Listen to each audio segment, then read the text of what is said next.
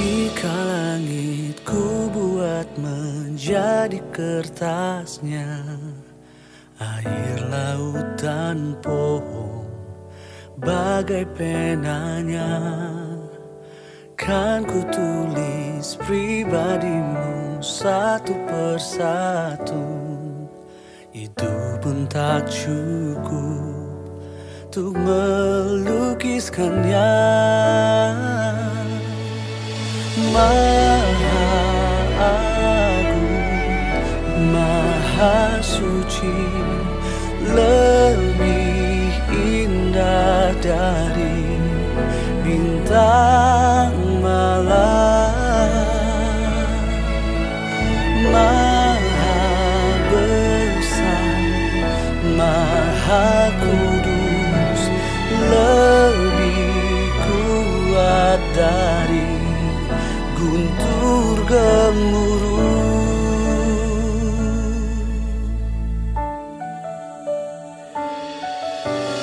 Jika langit ku buat menjadi kertasnya, air, laut, dan pohon bagai penanya, kan ku tulis pribadimu satu persatu. Itu pun tak cukup untuk melukiskannya.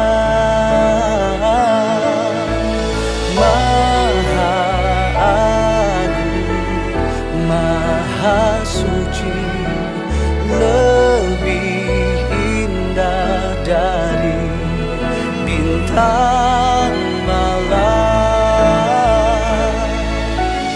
Maha besar, maha kudus, lebih kuat dari guntur gemuruh.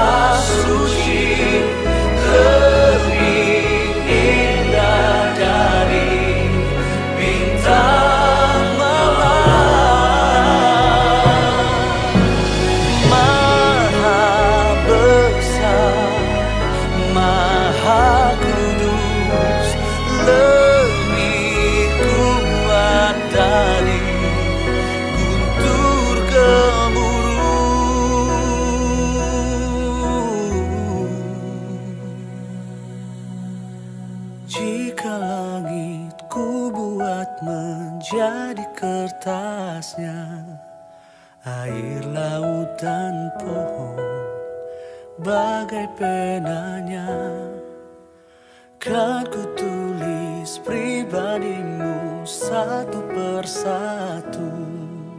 Itu pun tak cukup untuk melukiskannya.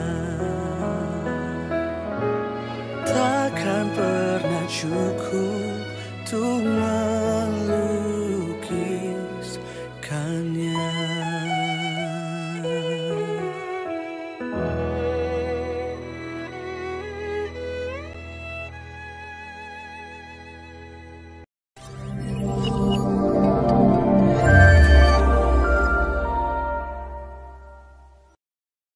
Shalom saudara, salam dalam sejahtera Kristus Yesus yang memberikan kita damai-Nya di tengah-tengah kesulitan yang ada. Pada pagi hari ini saya akan menyampaikan firman Tuhan yang terambil daripada Ibrani 11 ayat yang pertama. Ibrani 11 ayat yang pertama. Demikianlah firman Tuhan. Iman adalah dasar dari segala sesuatu yang kita harapkan dan bukti dari segala sesuatu yang tidak kita lihat. Saudara, apa yang terjadi di pertambangan emas San Jose, Chili pada tahun 2010, bagi saya merupakan satu keajaiban dunia yang sangat-sangat langka.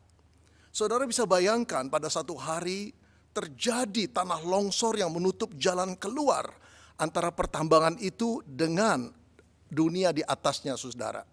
Ada 33 pekerja tambang yang terkurung di dalamnya 700 meter dari permukaan tanah.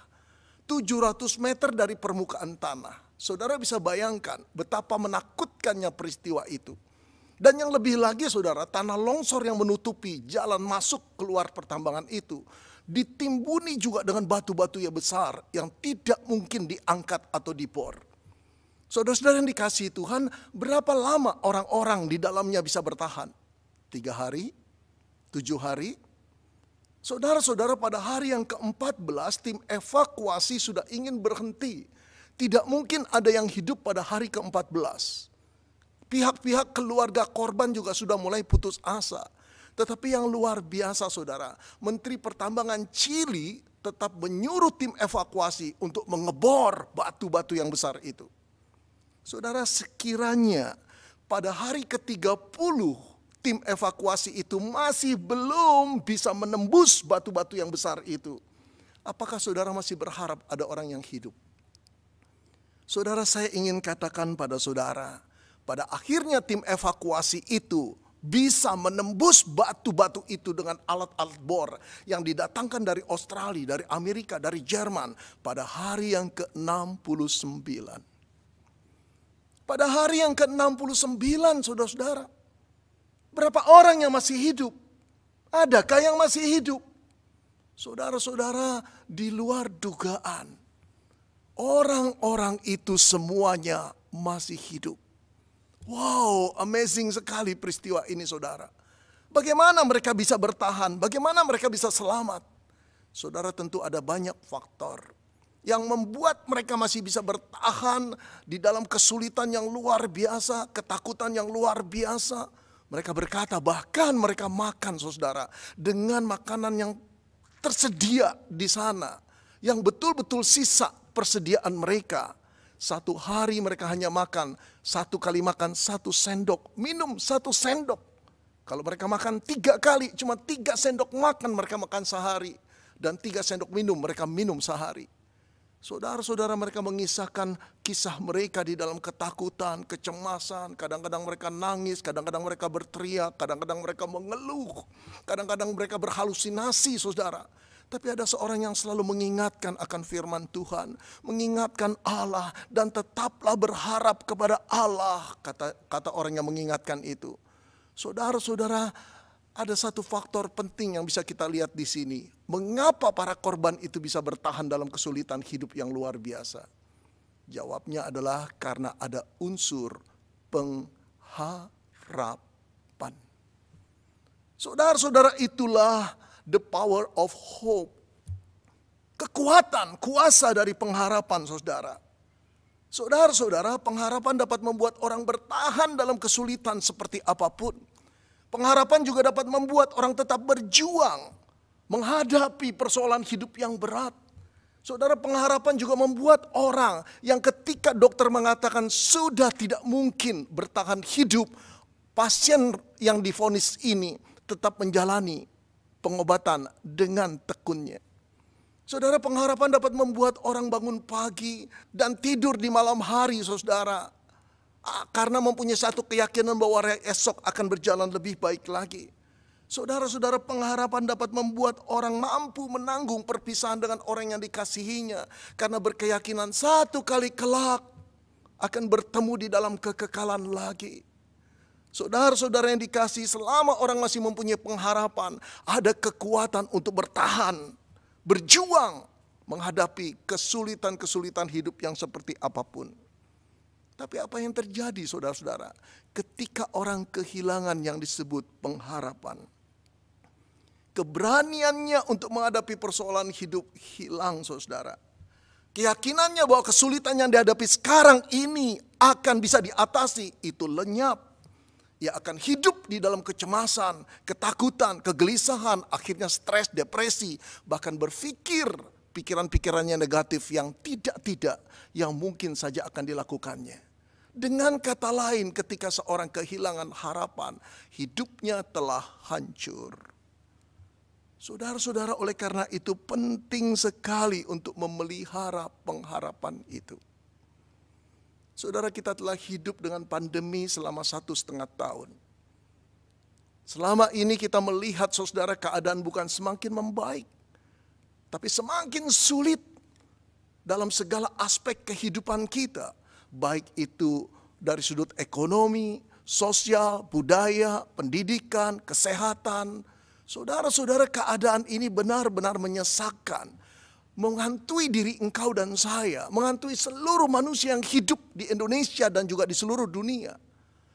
Saudara-saudara, dalam keadaan seperti ini, kita mendengar berita-berita yang lebih buruk lagi, saudara. Terpapar COVID dengan begitu cepat. Orang meninggal dunia di rumah sakit atau di isoman, saudara, tanpa bisa terhitung lagi. Petugas-petugas yang mengubur jenazah sudah kelelahan.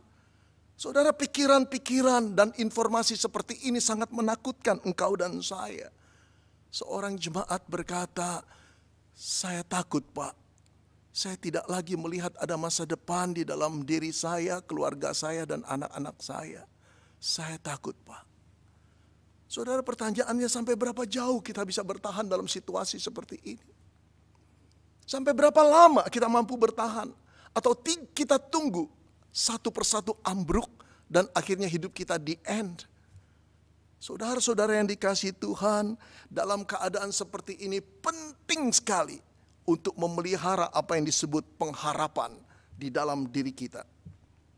Jangan menyerah, jangan kita mau kalah, saudara, dengan tantangan yang Tuhan biarkan terjadi. Tuhan izinkan terjadi karena kita tahu Tuhan tidak pernah meninggalkan kita. Karena kita tahu ada rencananya di balik segala kesulitan ini. Pengharapanlah yang harus kita pelihara. Selama pengharapan itu masih kita miliki, ada sumber kekuatan kita untuk bertahan. Saudara, kita bisa hidup beberapa tahun tanpa penghasilan. Kita bisa hidup beberapa bulan tanpa tabungan, saudara. Kita bisa hidup pula beberapa hari tanpa makanan dan tanpa minuman. Tapi kita tidak bisa hidup tanpa pengharapan, saudara.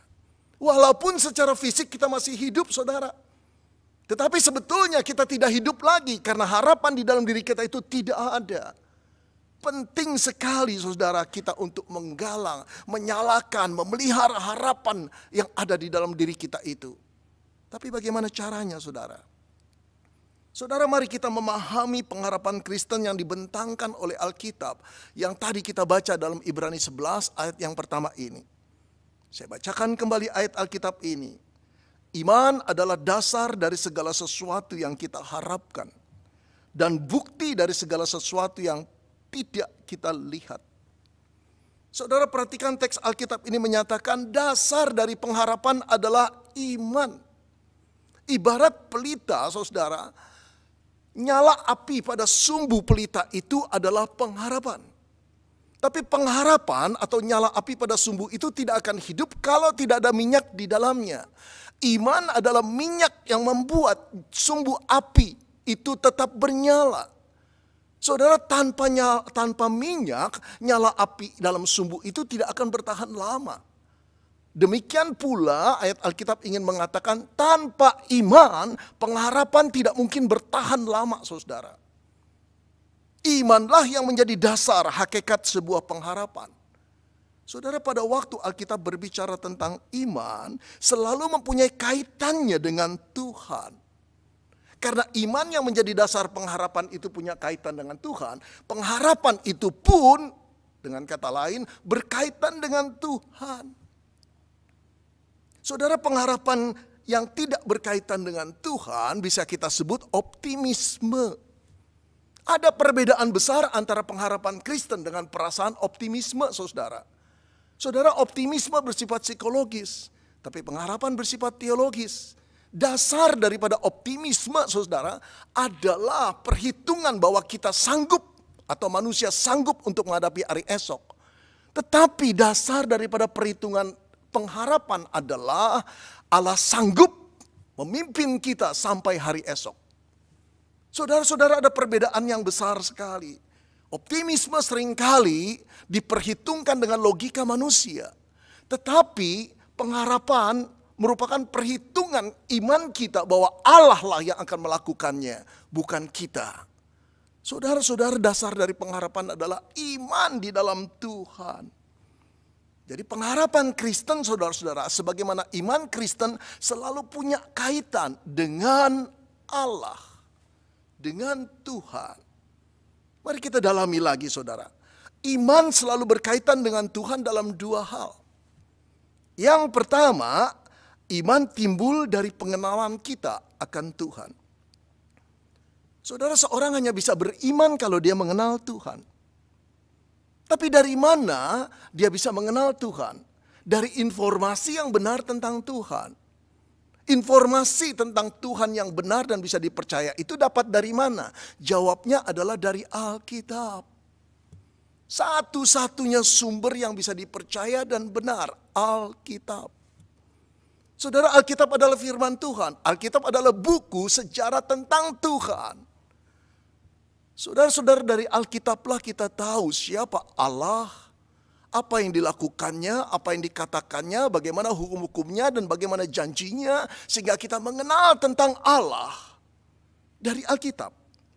Saudara, dari Alkitablah kita tahu bahwa Allah adalah pencipta alam semesta, Allah pencipta dunia, Allah pencipta manusia, Allah pencipta engkau dan saya. Saudara, dari Alkitablah kita tahu bahwa Allah itu Maha Pengasih. Ia bukan pribadi yang jahat, semena-mena, diktator, menekan dan tidak adil. Tapi dia adalah Tuhan dari segala ciptaannya, Bapa dari segala anak-anaknya. Di dalam dialah kita tahu bahwa kita dikasihi sampai ia memberikan putra tunggalnya untuk mati menebus dosamu dan dosaku. Saudara, dari Alkitablah kita tahu bahwa Allah itu Allah yang maha kuasa. Bukan cuma dia menciptakan dunia hanya dengan berfirman saja, tetapi dia juga mampu, saudara, membelah lautan, meredakan angin ribut, menyembuhkan orang sakit, dan juga membangkitkan orang mati. Dari Alkitablah kita tahu Allah Maha Kuasa. Allah, saudara, Allah yang Maha Kuasa itu sanggup melakukan hal-hal yang mustahil dilakukan bagi manusia tanpa kesulitan sedikit pun. Saudara, dari Alkitablah kita tahu bahwa jalan keselamatan yang kekal itu hanya terletak pada satu pribadi yang bernama Yesus. Barang siapa yang percaya kepadanya tidak akan binasa. Saudara, dari Alkitablah kita mengenal Allah. Semua tentang Allah kita tahu dari Alkitab. Pengetahuan tentang Allah yang semakin banyak yang kita dapat dari Alkitab, itu akan menimbulkan iman. Iman yang bertumbuh menimbulkan pengharapan. Pengharapan kita terus akan bercahaya. Pengharapan itulah yang membuat kita kuat menghadapi segala pencobaan, segala kesulitan yang mampu membuat kita bertahan di dalam keadaan yang sulit seperti apapun. Saudara-saudara yang dikasihi Tuhan, dalam masa-masa kehidupan yang menakutkan belakangan ini, kita harus tetap menyalakan api pengharapan dalam diri kita. Dengan cara apa, saudara? Dengan membiarkan iman kita bertumbuh. Dengan cara apa membuat iman kita bertumbuh? Dengan membaca firman Tuhan. Oh saudara, ada banyak anak Tuhan yang keliru dalam bertindak, dalam memutuskan. Di dalam keadaan yang sulit, yang menekan jiwa, banyak anak-anak Tuhan justru menghilangkan waktu mereka untuk membaca firman Tuhan. Saudara-saudara, work from home memberi kesempatan kita untuk berkumpul dengan keluarga kita lebih banyak. Tapi juga memberi kesempatan kita untuk bersatu dulu lebih banyak. Di mana ada hak istimewa selama ini? Selama ini kita sibuk dengan studi kita. Selama itu kita sibuk dengan kegiatan kita, dengan bisnis kita. Tapi saat pandemi ini semua orang mulai mengurangi atau dikurangi aktivitasnya. Inilah kesempatan untuk mengenal Tuhan. Tapi ada banyak anak Tuhan, saudara, yang melakukan sesuatu yang terbalik. Ditinggalkannyalah firman Tuhan, terkurung di dalam kesulitan, menjadi apatislah mereka. Saudara, firman Tuhan merupakan sumber kekuatan kita. yang menimbulkan iman dan pengharapan kita. Saudara, ada banyak anak Tuhan juga di tengah-tengah kebosanan mereka akan pandemi. Mereka justru meninggalkan, menjauhkan kebaktian-kebaktian, ibadah-ibadah yang diadakan di gereja-gereja. Saudara, Ibrani 10 ayat 25 mengatakan, janganlah kita menjauhi diri dari pertemuan-pertemuan ibadah, seperti yang dibiasakan oleh beberapa orang. Tetapi marilah kita saling menasehati dan semakin giat melakukannya menjelang hari Tuhan yang mendekat. Saudara-saudara, jangan lakukan kita menjauhkan diri dari ibadah. Mungkin saudara berkata, enggak enak Pak ibadah online. Enggak enak ibadah nontonin HP, nontonin gadget, nontonin laptop. Atau televisi rame-rame seperti itu. Oh saudara-saudara, saya mengakui ibadah online itu tidak nyaman seperti ibadah yang onsite. Saya mengalami. Tapi saya dengan istri mendisiplin diri untuk tetap beribadah, saudara. Untuk tetap, walaupun saya harus akui tidak terlalu nyaman. Tidak terlalu bisa konsentrasi. Tapi saya minta kemurahan Tuhan. Karena saya tahu pada waktu hamba Tuhan berkhotbah di dalam ibadah. Pada waktu pujian-pujian dinaikkan untuk menyembah Tuhan. Disitulah sebetulnya Tuhan berkata-kata meneguhkan kita dengan firman-Nya. Itu penting agar iman kita terus bertumbuh. Itu penting agar pengharapan kita terus bertumbuh. Itu penting pada waktu kita menghadapi kesulitan hidup dan kita tetap bisa bertahan. Jangan jauhi ibadah-ibadah Kristen, saudara. Tetaplah bertahan, itulah yang Tuhan ingin lihat. Jangan abaikan doa, saudara-saudara. Doa merupakan perwujudan iman. Iman yang mengenal Allah itu mendorong kita untuk berdoa. Kalau kita jauh dari pembacaan firman Tuhan, kita jauh dari kegiatan-kegiatan ibadah, iman kita tidak tumbuh, doa kita pun jadi malas-malesan. Ayo saudara, kita kembali berdoa, kembali bersaksi atas nama Tuhan, kembali melayani Tuhan. Saudara-saudara yang dikasihi Tuhan, iman berkaitan dengan Tuhan selalu di dalam dua hal. Yang pertama, iman berkaitan dengan pengenalan kita akan Tuhan. Yang kedua, saudara, iman tumbuh bila kita mempercayakan hidup kita kepada Tuhan yang telah kita kenal itu. Saudara-saudara, iman itu bukan sekedar pengetahuan tentang Tuhan. Kalau cuma berhenti sampai di sana, pengetahuan itu sekedar knowledge di dalam otak kita. Menjadi pengetahuan seperti pengetahuan biologi, pengetahuan sejarah yang kita pelajari pada waktu kita studi di SMP, di SMA, di universitas, yang tidak berkaitan dengan kepercayaan kita. Saudara-saudara, tidak demikian. Iman tidak sekedar kita ketahui, tetapi iman yang membangun pengharapan kita adalah iman yang setelah kita tahu tentang Allah, kita mempercayakan diri kita kepada Allah yang kita tahu itu. Inilah kunci pertumbuhan iman. Inilah kunci pengharapan kita bisa terus menyala. Saudara-saudara yang dikasihi Tuhan, ada banyak orang Kristen yang tahu tentang Tuhan. Memahami doktrin-doktrin yang dalam dan begitu baiknya tentang kekristenan, tentang Alkitab. Bahkan orang berkata mungkin orang seperti itu lebih dari pendeta. Apalagi kalau berdebat, saudara, hamba Tuhan pun kalah oleh dia.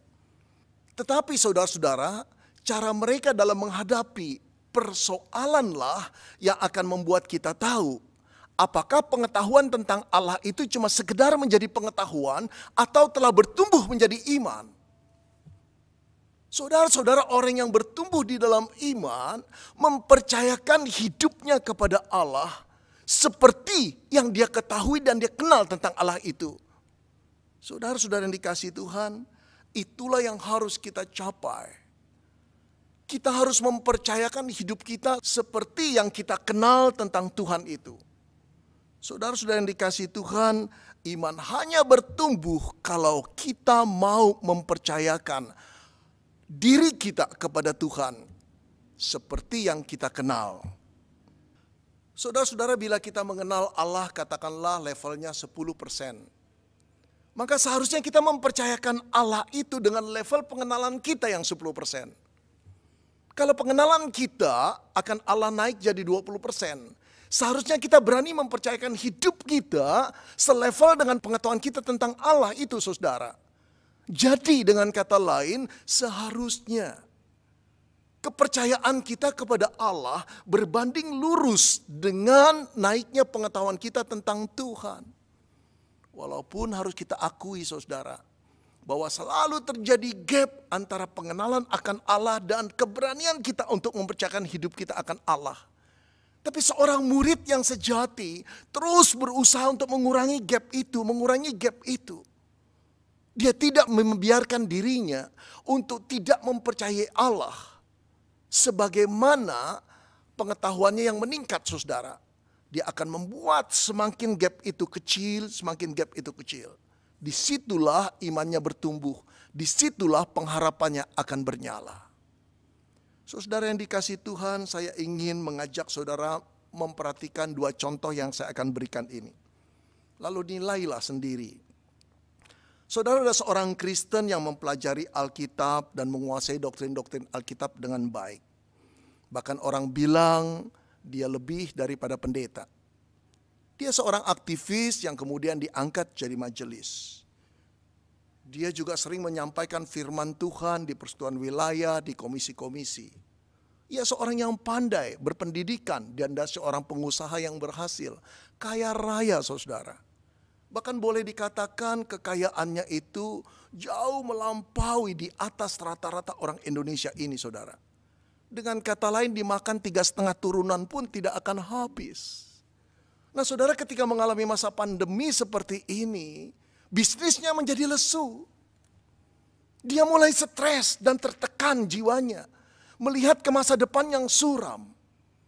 Saudara-saudara, sampai dia tidak bisa lagi berdoa, tidak bisa lagi baca firman Tuhan. Padahal kalau saudara-saudara, semua perusahaannya dijual, dia masih bisa hidup 3,5 turunan. Bagaimana mungkin saudara dia menjadi gelisah dan stres? Saudara, baru kita menyadari, bukan? Tipe orang seperti ini adalah tipe orang yang luas pengetahuan tentang Tuhan, tapi tidak belajar untuk mempercayakan Tuhan sebagaimana banyaknya pengetahuannya tentang Tuhan. Saya ingin membandingkan dengan kisah lain, saudara. Saya ingin menceritakan pengalaman yang ditulis oleh seorang ibu di dalam medsosnya. Ia bercerita, saudara, pada satu hari ia memperhatikan seorang penjual camilan, keripik di tepi jalan. Lalu dia turun dari mobilnya, dia beli keripik itu. Saudara, ketika menghampiri tukang keripik itu, bapak itu menunduk, entah sibuk dengan apa. Lalu dia berkata, "Pak, saya mau beli keripik 3 bungkus. Berapa duit?" Bapak itu menjawab, tapi tetap masih menunduk. 28.000, Ibu. Baik, tolong bungkuskan 3 bungkus. Ini duitnya. Saudara, bapak itu mengambil keripik lalu membungkusnya. Lalu bapak itu masih menunduk bertanya, "Uang ibu berapa duit?" 100.000, Pak. Dengan menjawab, ibu itu menjawab dengan heran. Kenapa bapak itu terus menunduk dan tidak nampak antusias. Lalu bapak itu berdiri dan merogoh kantongnya, saudara. Mengeluarkan semua uang yang ada di kantongnya dan berkata kepada ibu itu, "Silakan ibu mengambil kembaliannya sendiri." Saudara, barulah ibu itu menyadari bapak itu punya problem di dalam penglihatannya. Kemungkinan besar ia buta, tidak bisa melihat. Saudara-saudara, ibu itu terheran-heran. Sejenak dia ragu-ragu, lalu dia berkata demikian, "Pak, kalau uang saya ternyata 10.000 dan saya ambil 50.000, Bapak rugi dong." Bapak itu diam lalu menjawab begini, "Tuhan itu tidak pernah salah kasih rejeki, Ibu. Seandainya hari ini saya dirugikan orang, Tuhan pasti membuat rejeki di tempat lain." Aduh, saudara, mendengar hal ini, ibu itu gemetar sekali. Belum pernah ada orang yang setulus ini dia dapati. Dan dia juga tidak punya pendapat seperti itu. Tuhan tidak akan salah kasih rejeki, Bu. Kalau sekarang saya harus rugi, Saya yakin Tuhan pasti membuat rezeki bagi saya di tempat lain. Lalu bapak itu meneruskan, hidup ini bukan soal tentang untung dan rugi ibu. Tapi belajar tentang sabar dan ketulusan ikhlas kepada Tuhan. Saudara-saudara, ibu itu berkata, aku hampir meneteskan air mataku. Aku menahannya. Aku tahu aku sedang bertemu dengan seorang yang hebat, yang sedang mengajarkan tentang aku.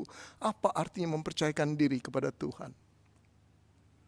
Saudara, setelah dibungkus, setelah ibu itu mengambilnya, lalu ibu itu berkata, Bu, sudah ambil kembaliannya? Pak, kembaliannya merupakan rezeki Bapak dari Tuhan. Ambillah. Saudara, bapak itu tersenyum lalu mengatakan, terima kasih ibu. Saudara, di akhir kisahnya ibu itu menulis, aku tersadar dan berkata kepada Tuhan, ya Tuhan, ampuni aku, maafkan aku, kegelisahanku tentang kesulitan-kesulitan hidup keuangan saat ini. Aku tidak pernah mempercayakan Engkau bahwa ada rezeki lain yang Tuhan siapkan. Kalau rezeki yang satu tidak kudapatkan. Saudara-saudara yang dikasihi Tuhan, itu satu pelajaran yang berharga sekali di dalam hidup ibu itu. Tapi juga pada diri pembaca termasuk saya. Bagaimana seorang yang buta, seorang bapak yang mungkin saudara tidak punya penghasilan yang besar bisa percaya kepada Allah. Bahwa hidup ini bukan cuma tentang untung rugi. Tapi belajar tentang ketulusan, keikhlasan, kepercayaan bahwa Tuhan memimpin hidup kita. Saudara-saudara yang dikasihi Tuhan, inilah iman. Mengenal Tuhan dan mempercayakannya. Inilah iman. Mengenal Tuhan dan mempraktekannya. Inilah iman yang akan membangkitkan pengharapan kita. Karena iman itu telah diuji dengan kepercayaan kita. Mempraktekkan apa yang kita tahu tentang Allah. Saudara-saudara yang dikasihi Tuhan, kita tidak akan menjadi orang yang kokoh. Yang berani menghadapi persoalan kalau kita tidak punya pengharapan. Tapi kita tidak mungkin menjadi orang yang punya pengharapan yang menyala-nyala seperti sinar api yang tidak pernah padam. Kalau kita tidak memelihara iman kita. Kita tidak mungkin memelihara iman kita menjadi iman yang bertumbuh. Kalau kita tidak mau mempraktekkan, mempercayakan hidup kita pada Allah yang telah kita kenal dari Alkitab, dari firman-Nya. Tetapi orang yang mempraktekkan itu, saudara, akan mempunyai kekuatan, akan mempunyai daya tahan, akan mempunyai daya juang dalam keadaan seperti apapun. Seperti firman Tuhan yang ditulis melalui tangan Yesaya, saudara, pasal 40 ayat 31 yang berkata demikian. Tetapi orang-orang yang menanti-nantikan Tuhan mendapat kekuatan baru. Mereka seumpama raja wali yang terbang tinggi dengan kekuatan sayapnya. Mereka berlari dan tidak menjadi lesu, dan mereka berjalan tidak menjadi lelah. Orang-orang yang menanti-nantikan Tuhan, itu berarti orang yang selalu berharap kepada Tuhan setiap waktu. Yang melihat Tuhan sebagai sumber kekuatannya, diberi kekuatan baru yang digambarkan seperti raja wali. Saudara, hanya burung raja wali yang bisa terbang di tengah-tengah badai. Hanya burung raja wali yang berani menghadapi badai yang begitu dahsyatnya. Dengan cara apa, saudara? Ketika badai itu datang, dia mengepakkan sayapnya, naik ke tempat lebih tinggi di atas, jauh di atas daripada ketinggian badai itu. Dan dia akan turun saat badai itu reda sebagai pemenang, bukan pecundang. Saudara, di mana kekuatan seorang Kristen yang seperti raja wali? Ketika dia berharap kepada Tuhan. Ketika dia mempunyai iman yang bertumbuh, ketika dia berani mempercayakan kepada Tuhan, selangkah demi selangkah apa yang dia percaya kepada Tuhan, yang dia kenal tentang Tuhan. Saudara-saudara, dalam Kristuslah kita dikuatkan.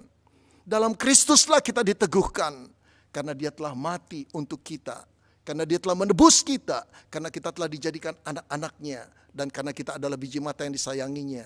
Dia tidak akan pernah meninggalkan engkau dan saya. Saudara, pada waktu Kristus hendak dikandung oleh Maria, bukankah malaikat berkata dia akan disebut Immanuel, Allah yang beserta dengan kita. Saudara-saudara, pada waktu Tuhan Yesus hendak naik ke surga, bukankah dia berkata, aku akan menyertai engkau senantiasa. Saudara, keadaan boleh semakin genting, keadaan boleh semakin menakutkan, tetapi pengharapan kita haruslah tetap dipelihara di dalam Kristus Yesus, yang memberi kita kekuatan dan pembaharuan setiap saat. Berharaplah kepada Tuhan. Amin. Mari kita berdoa. Bapa di dalam surga, kami akui seringkali kami takut, seringkali kami bimbang, seringkali kami tidak percaya bahwa Engkau menyertai kami. Padahal kami telah mengenal Engkau begitu dalamnya, begitu lamanya. Tuhan, sekarang kami diajar untuk berani mempercayakan hidup kami kepada Allah yang telah kami kenal. Terima kasih untuk keselamatan yang Engkau berikan di dalam Kristus Yesus. Terima kasih untuk pengenalan yang kami kenal tentang diri-Mu di dalam Kristus Yesus. Sekarang Roh Kudus, bantulah kami untuk mempercayakan hidup kami ke dalam tangan-Mu. Agar iman kami bertumbuh, agar pengharapan kami kembali bernyala-nyala, sehingga selalu ada kekuatan untuk bertahan di tengah-tengah kesulitan. Terima kasih Tuhan, kami percaya Engkaulah Bapa yang mengasihi kami. Engkau tak pernah meninggalkan kami dan tak pernah mencuekkan kami. Tapi Engkau selalu peduli pada kami dan tahu kebutuhan-kebutuhan kami. Terimalah diri kami. Dalam nama Tuhan Yesus kami berdoa. Amin. Haleluya.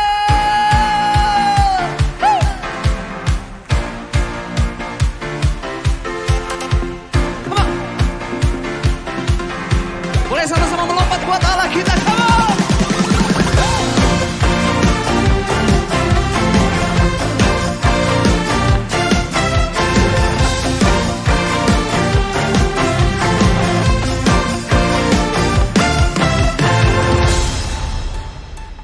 Kau yang hidup di dalamku, menjadikanku lebih dari pemenang. Seluruh bumi tinggikan nama-Mu, menyatakan kebesaran dan keagungan-Mu. Yesus, Tuhanku pemenang, Raja segala raja, perbuatan-Mu ajaib dan perkasa. Kaulah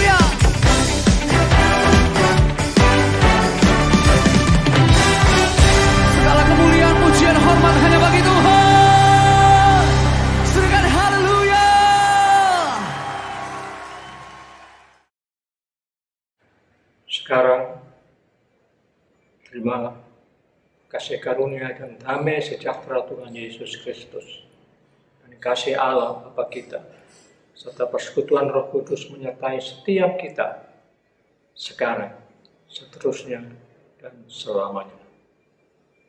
Amin.